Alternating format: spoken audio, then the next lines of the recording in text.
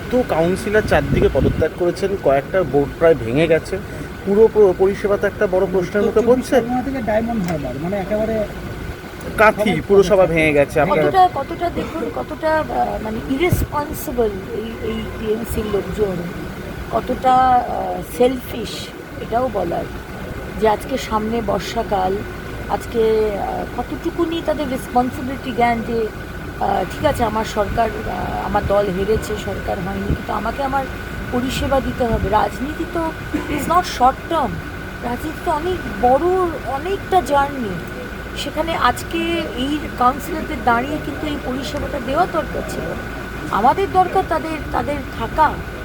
দেখুন, nobody is ইন্ডিসপেন্সিবল। তারা না থাকলে আমি অন্য কাউকে দিয়ে কাজ করাবো, কিন্তু আজকে তারা থাকলে তো কিছুটা কাজ তো আমার হেল্প হতো।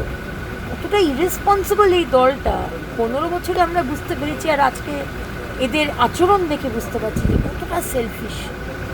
বাড়তি নজরের ব্যাপার নেই, যেখানে যেখানে প্রশাসক নেই বা যেখানে প্রশাসক আছে, চেয়ারম্যান যেখানে আছে সেখানে প্রশাসক বসানো হয়নি, কিন্তু সেখানে কোনো কাজ হচ্ছে না। আর যেখানে চেয়ারম্যানই নেই, অর্ধেক লোক আসছে না বা পদত্যাগ করছে, সেখানে তো প্রশাসক আমাকে বসাতেই হবে, আর বসাচ্ছি, আর আরও বসাতে হবে। কাজ কোথাওই হচ্ছে না। একটা পুরসভা আমি আপনাকে দিতে পারবো না 128-এর মধ্যে যে যেখানে কাজ হচ্ছে, যেখানে আমাকে দেখতে হবে না, একটা পুরসভা নেই। প্রত্যেকটাতেই আমাকে দেখতে হবে, প্রত্যেকটাতেই দুর্নীতি হয়েছে, প্রত্যেকটাতেই কাজ হচ্ছে না। সুতরাং এটা আমার মনে হয় যে এইরকম আচরণ তৃণমূল পার্টির কাউন্সিলররা না করলেই পারতেন।